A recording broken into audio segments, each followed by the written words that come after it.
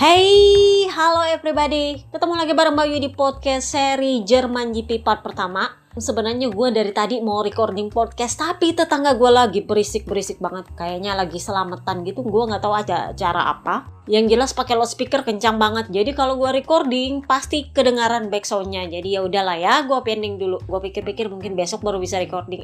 Nggak taunya mereka berhenti. Karena mereka berhenti, kita recording. Dan seperti biasa, part kedua akan digembok dan hanya bisa diakses oleh premium member. Mungkin sekitar 2 hari baru bisa diakses oleh publik dan subscriber.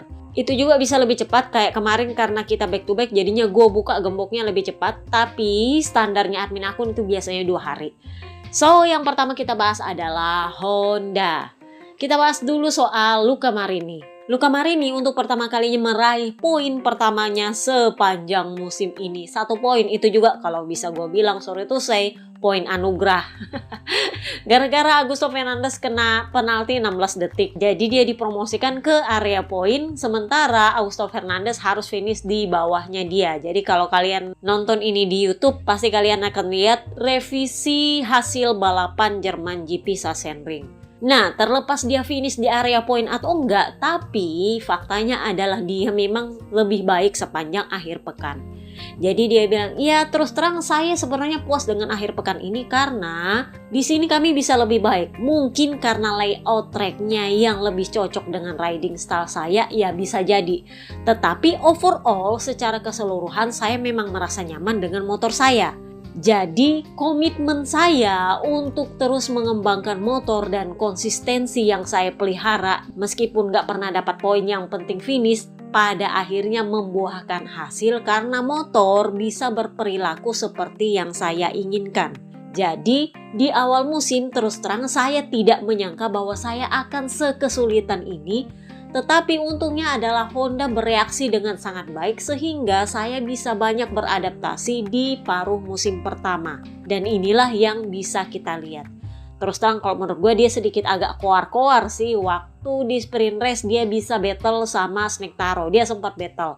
Jadi dia bilang, saya senang karena untuk pertama kalinya saya bisa battle dengan pabrikan sebelah yang sama-sama bapuk. Dan intinya adalah meskipun Yamaha lebih baik daripada Honda, tapi Snektaro masih tetap ngeluh-ngeluh aja. Jadi Luca Marini bilang, iya meskipun Quartararo bilang M1-nya itu banyak kekurangan di sana-sini, sesulit-sulitnya Yamaha, kami berarti punya masalah yang lebih sulit lagi.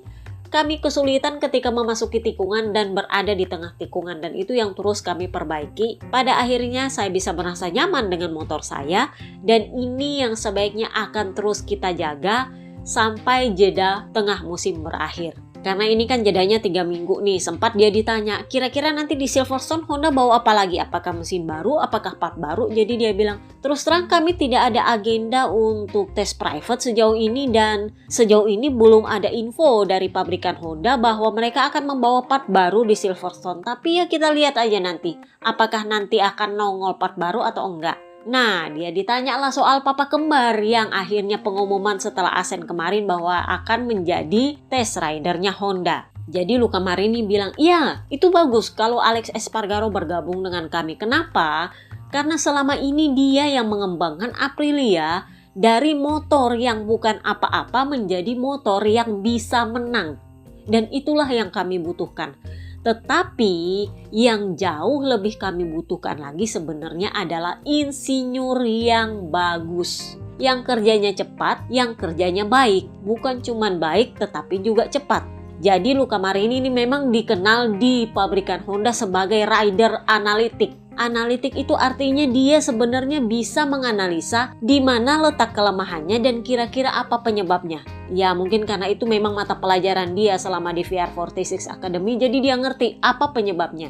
Jadi dia bilang, saya bagus di Sachsenring itu karena banyak tikungan lambatnya dan kami karena kesulitan untuk masuk tikungan dan di tengah tikungan kami itu lebih banyak memberikan penekanan kepada bagian depan motor. Sehingga ketika rider lain pada jumpalitan di sesi hari Jumat, Honda ini paling bersih.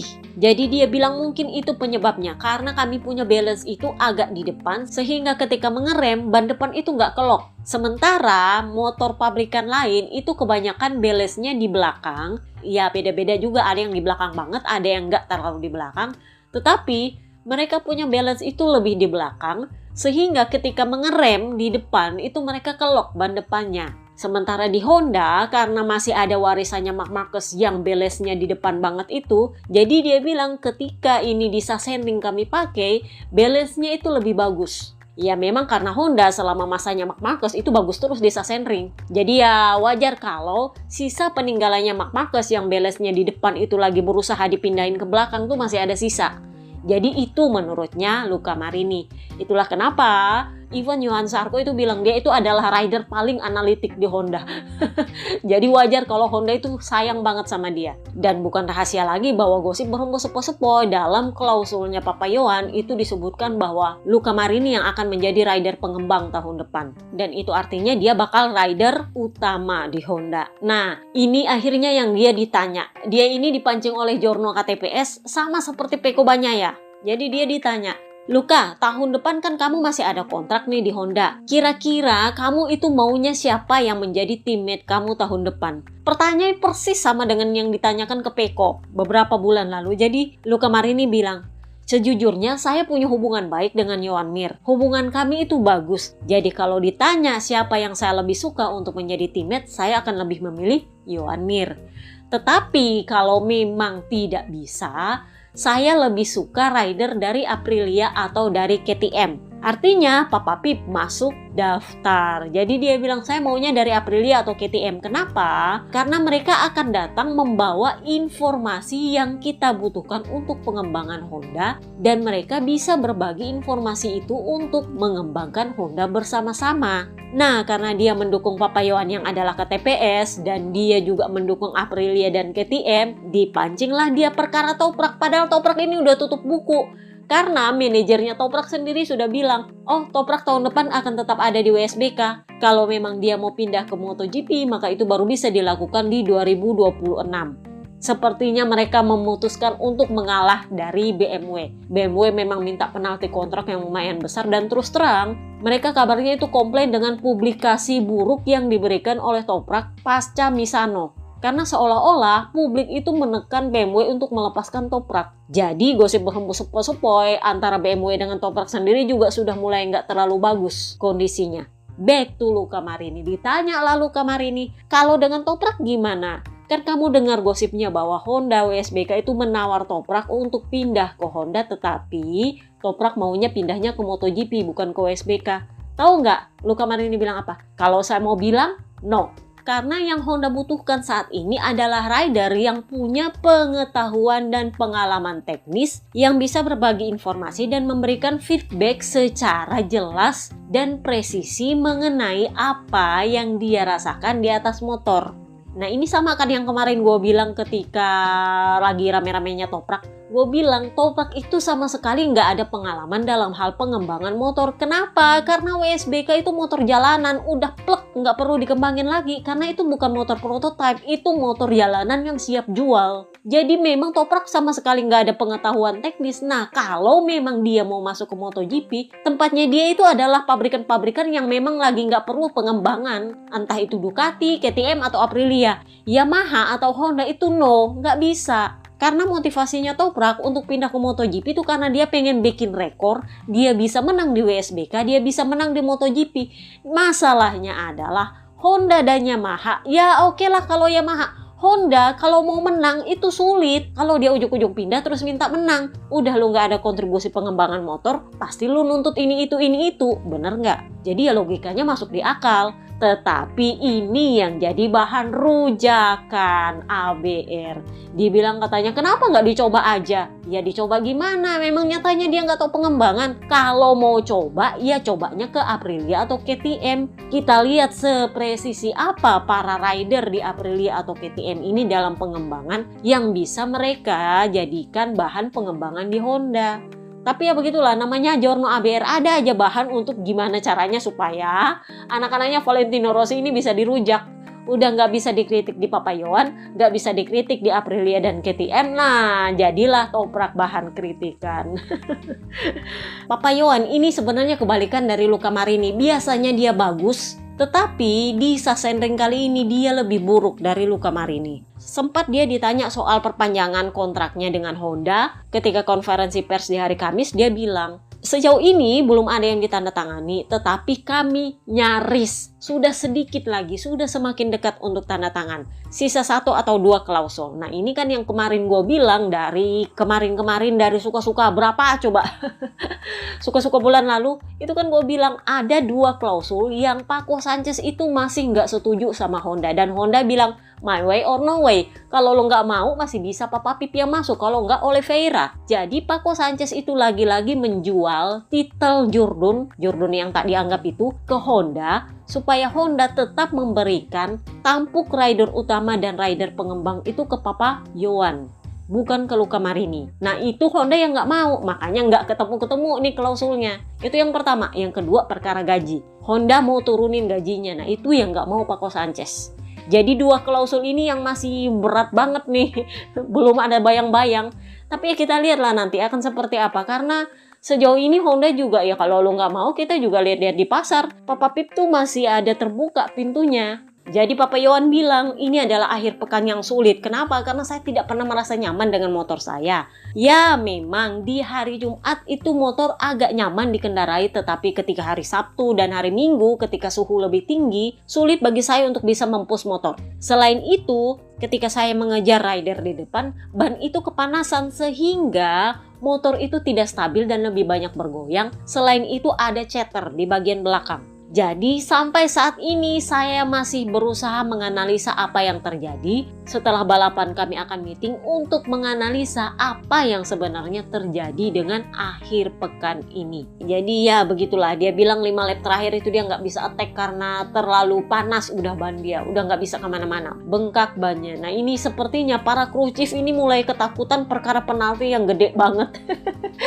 Jadi mereka memilih untuk memberikan para rider mereka itu tekanan yang emang jauh di atas standar, supaya kalau memang terjadi penurunan itu nggak turun banyak sehingga ujung-ujungnya nanti udah kayak Marc Marquez atau kayak Augusto Fernandez atau kayak Zarco atau kayak Bradle yang harus dipenalti 16 detik gara-gara tekanannya ada di bawah standar selama beberapa lap. Nah, kita pindahlah ke Pangeran Rakor, Takaaki Nakagami. Takaaki Nakagami ini reaksinya sama dengan Luca Marini perkara soal papa kembar bergabung menjadi test ridernya Honda. Jadi gosip berhembus sepoi-sepoi, mereka itu senang dengan temperamennya papa kembar yang you know lah ya. Papa kembar itu kalau ada maunya itu bener-bener di-push teknisi. Nah, mereka maunya papa kembar ini bisa mempush para insinyur supaya kerjanya bisa lebih cepat.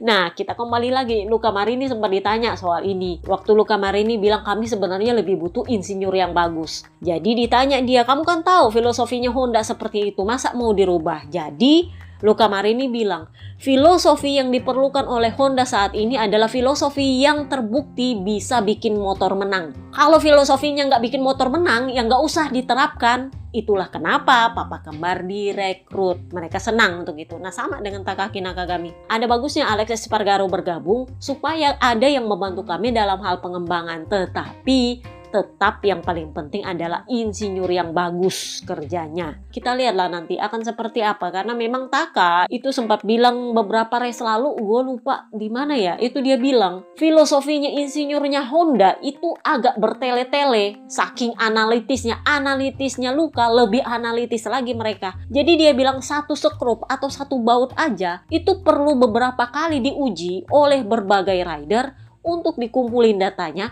baru diputuskan mau dirubah seberapa banyak. Setelah dirubah seberapa banyak, diuji lagi. Setelah itu baru mereka memutuskan ini skrup mau diapain. Itu pun butuh waktu lama untuk memutuskan itu skrup mau diapain. Jadi memang bertele-tele. Itulah kenapa Takaaki Nakagami bilang, bagus Alex Espargaro bergabung supaya ini kerjanya insinyur ini bisa lebih cepat. Nah, Takaaki Nakagami adalah Honda terbaik yang finish kemarin setelah Zarco didemosi. Jadi dia bilang, saya senang karena saya bisa melaju dan melakukan manuver yang bagus. Kecepatannya juga cukup konsisten, di mana di pertengahan balapan Marini memang sedikit lebih cepat dari saya, sehingga saya sulit mengimbanginya. Ditambah lagi dengan Zarco yang comeback. Tetapi di 3 lap terakhir saya bisa lebih cepat. Jadi harapan saya di 3 minggu istirahat ini akan ada perbaikan yang dibawa oleh Honda sehingga di Sachsenring nanti kami bisa lebih baik lagi.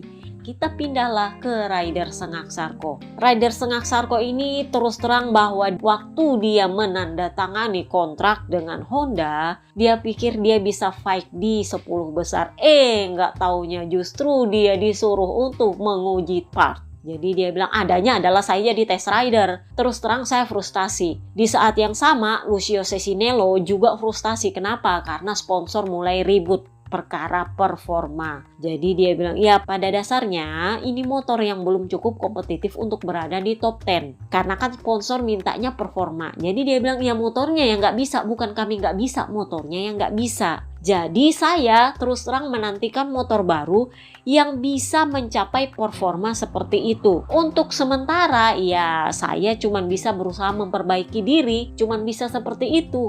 Jadi sepertinya sponsor mereka agak keberatan dengan kondisi performa. Kan kalian tahu Sarko punya gaji itu naik setelah dia meninggalkan Pramac. Dan kalau kalian udah ngintil gue lama kan kalian tahu bahwa yang subsidi itu gaji adalah sponsor. Itulah kenapa dia bilang terus terang saya frustasi. Cesinello juga sama frustasinya karena sponsor mulai ribut. Nah, kita pindahlah ke Yamaha. Snake Taro ketika hari Kamis itu sempat ditanya. Ini kan Pramac sama Yamaha sudah pengumuman. Menurutnya Campinotti yang menjadi listnya dia itu adalah Di Giannantonio, Jack Miller, dan Oliveira. Iannone baru masuk daftar kalau dia sudah menguji M1 MotoGP dan itu pun hasilnya harus bagus. Kalau enggak ya enggak akan diperhitungkan. Sementara untuk Toprak, even Campinotti bilang 100% tidak mungkin dia akan bergabung dengan Pramac. Udah dibilang no sama Papi Campinotti. Jadi ditanya lah nih Snake Taro. Biasa Giorno KTPS nanya. Kalau Luca ditanya teammate-nya, kalau Pecco ditanya teammate-nya, nah Snake Taro ditanya rider tim satelit. Gosip berhembus sepoi-sepoi, sebenarnya kan Papa Lukas juga sudah prakontrak bakal perpanjangan dengan Yamaha. Katanya, gosipnya itu Snake Taro yang kasih rekomendasi. Sebenarnya itu wajar. Kenapa? Karena ini kan teammate dia. Dia adalah rider utama di tim pabrikan, jadi wajar kalau dia memberikan rekomendasi siapa yang akan menjadi teammate-nya tahun depan. Tetapi ini yang agak tricky. Dia ditanya soal siapa yang dia inginkan untuk jadi rider tim satelit. Dan Giorno yang menanyakan itu jelas-jelas bilang bahwa ada 3 kandidat yang disebutkan oleh Campinotti, Jack Miller, Oliveira, atau Di Giannantonio. Tahu nggak dia bilang apa? Kalau saya boleh memilih, saya maunya Di Giannantonio dan Sergio Garcia. Kenapa? Karena Di Giannantonio musim ini itu sudah menunjukkan bahwa dia itu bisa cepat dan dia adalah rider yang haus dengan performa bagus. Sementara Sergio Garcia yang adalah pemimpin klasemen Moto2 saat ini itu adalah rider muda yang pastinya haus kemenangan, dan untuk rider muda yang haus kemenangan seperti itu, masalah-masalah yang ada di motor itu akan berkurang secara sendirinya karena mereka sangat bersemangat untuk bisa berperforma bagus. Contoh, Pedro Acosta. Nah, ditanya lagi lah dia sama Giorno, tapi kan kamu tahu Campinotti kan cuma punya 3 rider dalam listnya. Nah ini nih yang menurut gue agak-agak sedikit. Apakah dia mau menggunakan taktik yang dipakai oleh si Culas Marc Marquez, menekan pabrikan dengan menggunakan media? Jadi dia bilang terang-terangan begini. Ada baiknya pabrikan mendengarkan apa yang rider inginkan mengenai siapa yang akan mengendarai motor mereka tahun depan untuk keberhasilan proyek bersama. Jadi dia maunya Yamaha mendengarkan apa kata dia. Ini sedikit mengingatkan gue dengan Bebe Vale yang sudah pengumuman bahwa pacarnya hamil anak kedua. Cewek katanya anaknya. Jadi kalian masih ingat ketika Alex Marquez ditolak oleh Yamaha untuk bergabung dengan Petronas? Waktu itu Dato R yang curhat tuh. Katanya Yamaha memveto. Nggak boleh bergabung padahal sudah nyaris tanda tangan. Gosip berembus sepoi-sepoi itu diveto sama Bebe Vale waktu itu. Tapi bedanya adalah Bebe Vale nggak pernah ngomong di depan media soal siapa yang akan jadi rider tim satelit. Nggak pernah. Dia ngomongnya langsung ke Yamaha. Nah sementara Snake Taro itu ngomong dengan media. Bahkan dia menekankan ada baiknya pabrikan mendengarkan apa kata rider mengenai siapa yang akan mengendarai motor mereka tahun depan. Artinya dia benar-benar ingin memaksa Yamaha untuk mengikuti apa yang dia mau. Jadi secara otomatis Yamaha yang gosip berhembus sepoi-sepoi sudah prakontrak dengan Papa Alis itu menunda pengumuman dan negosiasi kontrak. Karena Snake Taro terang-terangan bilang ke media bahwa dia sudah ngomong sama Yamaha soal rider yang dia mau. Jadi ini dia pakai taktiknya si Culas menggunakan media untuk menekan Yamaha. Tapi yang jelas gara-gara perkataan itu, negosiasi kontrak dengan Papa Alis itu ditunda. Nah itulah kenapa kalian bisa lihat Papa Alis tiba-tiba performanya bagus di Sachsenring. Nah karena hari Kamis, Snake Taro terang-terangan menolak Papa Pip dan Papa Alis. Ketika Papa Alis podium di sprint race Sachsenring kemarin mencela-mencelelah lagi dia di hari Sabtu. Jadi dia bilang, ya saya sih bukannya nggak suka Miguel. Hubungan saya dengan Miguel bagus, kami adalah sahabat, teman akrab. Dan menurut saya dengan performanya saat ini, itu menunjukkan bahwa dia akan menjadi rider yang bagus untuk proyek ini. Singkat aja sih, tapi memang jelas mencela-mencelenya karena sepertinya Jorno KTPS ini mulai nanya, kan hari Kamis kemarin lo bilang dia nggak masuk kategori. Loh, faktanya lihat aja dia bagus. Dia adalah rider Trackhouse yang membanggakan Trackhouse ya meskipun performanya kurang stabil, tapi dia berhasil podium. Ini sama dengan Best di VR46. Performanya kurang stabil tapi dia bisa podium. Sementara di Gia itu belum podium juga. Nah, jadi dia ditanya lah soal performanya dia di hari Sabtu ketika Papa Alis naik podium di sprint race. Itu dia bilang masalah yang ada sama kami ini sebenarnya bukan cuma masalah mesin, lebih besar dari sekedar masalah mesin. Karena ada masalah di mana-mana, ya gripnya kurang lah, ngeremnya susah lah, beloknya susah lah. Semua muak kata dia. Jadi dia bilang untuk hari Minggu sebenarnya startnya cukup baik. Lap pertama juga cukup baik. Cuman setelah itu gripnya tidak ada. Sudah tidak ada grip, sulit belok. Dan ketika ada di grup itu saya nggak ada ritme, nggak bisa buat attack. Jadi ya nggak ada banyak hal positif sih secara keseluruhan untuk weekend ini. Ngeluh dia. Ya begitulah kan udah gue bilang dia ini bukan rider pengembang yang baik sebenarnya. Rider pengembang yang baik itu lagi absen, lagi cedera. Nah yang gantikan adalah Remy Gardner. Setelah dia didepak oleh Tech 3 KTM 2 tahun lalu, dia dikasih kesempatan oleh Yamaha untuk menggantikan Papa Lucas. Sempat ada yang tanya kenapa bukan Jonathan Rea. Gini, Assen ke Sachsenring itu back to back, jedanya cuma 1 minggu. Nah sementara Papa Lucas itu cederanya di Assen. Kalau Rea yang mau turun, Rea ini nggak pernah ngetes MotoGP. Pernah sih kemarin dia ngetes MotoGP, tapi itu lama banget, bener. Jadi dengan teknologi yang berkembang di MotoGP saat ini akan sulit untuk Jonathan Rea bisa membalap di atas MotoGP tanpa ngetes dulu. Ya paling enggak 1 tes private lah. Masalahnya kan karena Assen ke Sachsenring itu back to back, ya nggak bisa. Nah rider yang ready siapa lagi kalau bukan Remy Gardner. Karena dia ya memang sudah nggak balapan lagi di MotoGP, tapi itu kan baru 2 tahun lalu dia di MotoGP. Jadi ya paling nggak dia masih ada bayangan lah gimana caranya bawa motor MotoGP, bener. Jadi Remy bilang saya sangat berterima kasih kepada Yamaha. Sekali lagi saya berterima kasih. Dia tuh kalau nggak salah bilang terima kasih ada 2 atau 3 kali gitu. Saking dia senangnya bisa balik lagi ke MotoGP ya meskipun cuma jadi rider pengganti nggak masalah. Jadi dia ini ternyata menguji part baru juga. Nah karena dia punya basic MotoGP ini yang katanya Luca Marini udah bener juga. Memang yang diperlukan oleh para pabrikan bapuk ini adalah rider yang tahu ngembangin motor, yang tahu teknisnya motor. Jadi dia itu ternyata juga menguji beberapa part dan Maio Meregali itu memuji dia karena dia bisa memberikan feedback soal part yang dia pakai. Jadi Remy Gardner bilang ya saya senang karena ternyata saya bisa membantu Yamaha dalam hal memberikan masukan soal part-part yang saya uji. Nah ditanyalah dia soal balapannya. Terus terang ini seperti saya kembali ke masa lalu, di mana saya merasa seperti sudah terbiasa dengan startnya. Tetapi di tikungan 1 kan lu tau lah kalau tikungan pertama kan ya pasti rame banget di tikungan situ. Jadi dia bilang saya terus terang itu agak takut. Saya takut jatuh, saya takut kesenggol dan segala macamnya. Terutama karena motor MotoGP ini beda dengan motor WSBK. Karena saya terbiasa dengan motor WSBK, saya terlalu cepat ngerem. Dan karena saya terlalu cepat ngerem, disaliblah saya oleh Sarko dan Mir. Saya sempat mencoba untuk comeback di tikungan 5 tapi gagal. Jadi terus terang dalam balapan ini saya bisa merasakan apa bedanya M1 dengan R1. Jadi dia bilang, Kalau di WSBK dengan ban Pirelli yang lolos kualifikasi, kami itu bisa masuk tikungan lebih cepat, tetapi kami juga bisa langsung buka throttle begitu keluar tikungan. Nah, sementara dengan M1 itu saya susah ngerem, ditambah lagi ketika slipstream itu nggak ada grip. Tetapi kelebihannya M1 adalah bagian depannya itu lebih stabil dan dia lebih rebah saat menikung. Jadi bisa lebih tajam nikungnya. Kalau dia pakai motor WSBK nggak bisa seperti itu.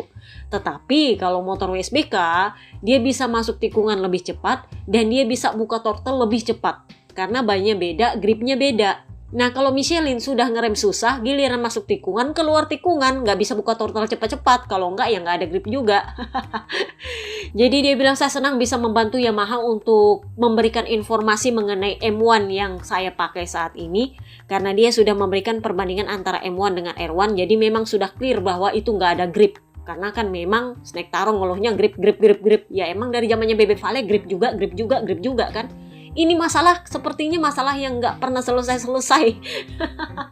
Dari zamannya Bebe Vale selalu itu masalahnya, gripnya nggak ada. Ya begitulah. Kita pindahlah ke KTM. Nah, KTM ini pada akhirnya kemarin resmi mengumumkan bahwa mereka melepas Fabiano Sterlachini, penggantinya Mike Leitner, yang kayaknya 2 tahun lalu ya gue umumkan bahwa Mike Leitner dimutasi dan diganti oleh Sterlachini. Sterlachini ini pada dasarnya adalah wakil direktur untuk bagian pengembangan motor. Nah, gosip pertamanya itu keluar di hari Kamis. Waktu itu KTM belum pengumuman. Nah, kebetulan ada Giorno KTPI. Ya karena Sterlachini adalah KTPI, jadi mungkin dia cepat dengar kabarnya. Bertanyalah dia kepada Pit Bierer. Waktu itu karena ini masih gosip berhembus sepoi-sepoi, ya mungkin Pit Bierer juga enggan membahasnya. Jadi dia lebih ke yang penting cepat aja dah, gitu. Nggak mau membahas lebih dalam.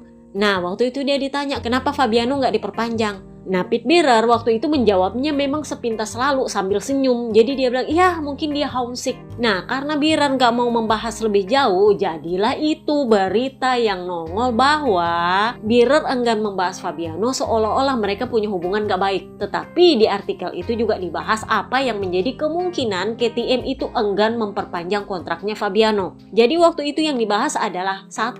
Fabiano itu jarang nongol di Austria. Jadi dia lebih banyak bekerja dari Italia. Nah, itulah kenapa Pit Bierer bilang mungkin dia homesick. Dia sangat mencintai rumahnya, kurang lebihnya sih seperti itu. Jadi alasan pertamanya katanya media KTPI itu kemungkinan 1 karena Fabiano itu jarang nongol di Austria. Kedua, dia jarang nongol di pedok. Saking jarangnya dia nongol di pedok, rider-rider KTM itu lebih akrab sama Giri Boula daripada ke Fabiano Sterlachini. Nah, alasan ketiganya adalah bahkan setelah Sterlachini bergabung, KTM nggak menang-menang. Jadi KTM itu merasa nggak ada gunanya mempekerjakan Fabiano karena toh nggak menang, dia kerjanya juga kurang, dia juga jarang di pedok sehingga nggak bisa mendengar masukan langsung dari para rider. Jadi ya memang sangat sulit untuk berkomunikasi dan membuat pengembangan motor ini berjalan dengan baik. Nah, gara-gara itu juga Pit Bierer ngamuk.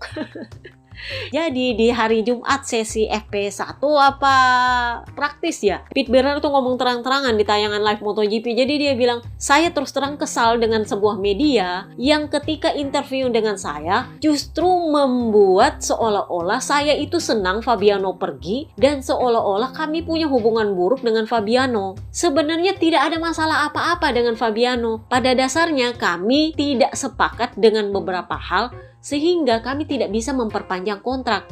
Tetapi Fabiano itu keluar dari pintu KTM sebagai seorang teman. Bagaimanapun dia adalah teman bagi KTM dan dia akan tetap bersama dengan kami. Masalah jarak yang terjadi itu bukan masalah yang besar bagi kami. Ya karena memang kan dia jarang nongol di Austria, jarang juga nongol di pedok. Tapi KTM bilang itu bukan masalah. Intinya adalah Fabiano itu akan terus mendukung pengembangan motor kami, tetapi tidak dengan posisinya yang saat ini, tetapi dengan posisi sebagai sahabat teman KTM. Gosip berhembus sepoi-sepoi, dia memang katanya nggak bisa meninggalkan rumah, mungkin ada alasan personal yang sebenarnya itu sudah disetujui oleh KTM. Jadi KTM sudah setuju bahwa dia jarang ke Austria, jadi dia jarang nongol di pedok, jarang nongol di Austria, dan itu atas seizin KTM karena memang ada alasan tertentu yang dia nggak bisa meninggalkan Italia. Dan itu KTM tahu. Itulah kenapa mereka berpisahnya baik-baik katanya, karena memang setelah sini ternyata kondisinya nggak bisa rajin-rajin ke Austria atau rajin-rajin ke pedok, dan KTM nggak bisa maksa karena mereka tahu kondisinya seperti itu.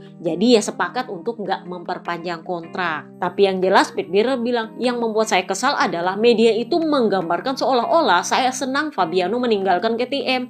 Tidak seperti itu. Ya sudahlah ya, kan itu berdasarkan reaksi lu ketika ditanya di hari Kamis. Mungkin dia lagi malas di interview sehingga dia menjawabnya asal-asalan dan itu jadi berita. Karena biar bagaimanapun Giorno melakukan tugasnya, dan entah apakah itu dipelintir atau enggak, ya mungkin itu reaksi yang ditangkap oleh para Giorno, who knows. Bierer malas ngomongin Fabiano, padahal mungkin maksudnya adalah Bierer malas ngomong sama itu Giorno, mungkin, who knows kan. Kurang lebihnya sih seperti itu. So, kita membahaslah pangeran KTM, Brad Binder. Brad Binder ini komplain, kalau dari Asen dia sudah komplain, ini motor kok lelet banget, nggak cepet-cepet. Komplainnya masih tetap sama di Sachsenring, bahkan sedikit ditambah pemberat. Jadi dia bilang, saya itu bahkan nggak bisa ngejar para Ducati. Grup di depan itu seolah-olah mereka punya liganya sendiri. Kalau bahasa Inggrisnya adalah I'm out of the league. Nggak ada di dalam league karena mereka sudah punya balapannya sendiri dan saya nggak bisa mengimbangi. Jadi dia bilang sebenarnya saya sudah melakukan perubahan radikal pada sepeda motor, bahkan perubahan itu tidak pernah kami gunakan saking kami pengennya ini performa motor bisa lebih baik. Ya memang ada peningkatan di tikungan ketika balapan karena ketika di awal akhir pekan, di hari Jumat maksudnya, kami tidak sebaik ini di tikungan. Nah ketika balapan hari Minggu kami bisa lebih baik di tikungan. Ya memang, tetapi kami masih kurang mampu untuk bisa lebih cepat ketika keluar tikungan, yang mana itu bisa dilakukan oleh para rival kami karena kami itu harus mengerem terlalu dalam untuk bisa menghentikan motor. Jadi karena udah terlalu lambat motornya, diremnya terlalu dalam, gak bisa akselerasi cepat-cepat. Nah sementara Ducati bisa buka throttle lebih cepat. Dia bilang ini yang masih menjadi PR buat KTM. Nah apa kabar dengan Papa Pip? Papa Pip bisa dibilang kemarin pakai part baru. Sepertinya itu dari Asen dia sudah pakai part tambahan untuk garpu depan. Gua nggak tahu apakah admin akan memperlihatkan ini part.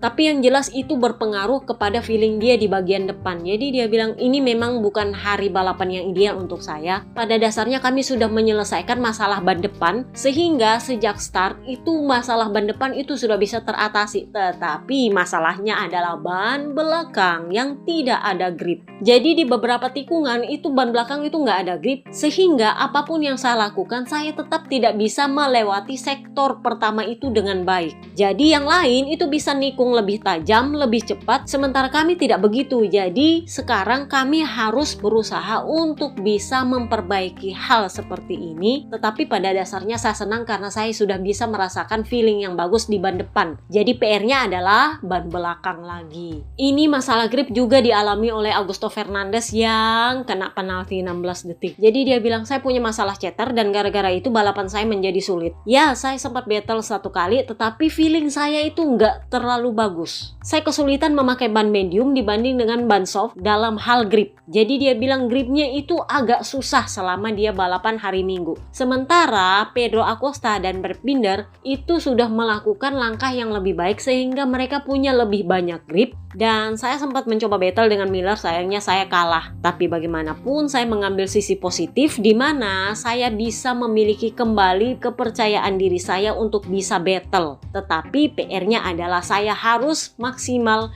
mencari grip. Dan untuk masalah ceter, ini yang sedang dikerjakan oleh Pol Espargaro. Semoga juga nanti setelah jeda musim itu bisa terselesaikan. Nah, kita pindahlah ke calon ikan hiu baru Pedro Acosta yang terakhir. Acosta ini dia bilang nggak bisa maksimal di balapannya. Kenapa? Karena dia selalu gagal ngerem.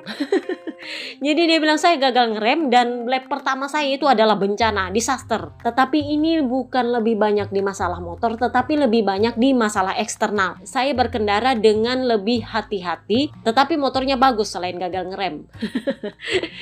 Jadi karena di tikungan pertama adalah tikungan tricky, mereka itu lebih berhati-hati, ya termasuk Pedro Acosta. Jadi dia bilang saya itu lebih berhati-hati, terutama di lap pertama. Dan ujung-ujungnya, ya begitulah saya ketinggalan.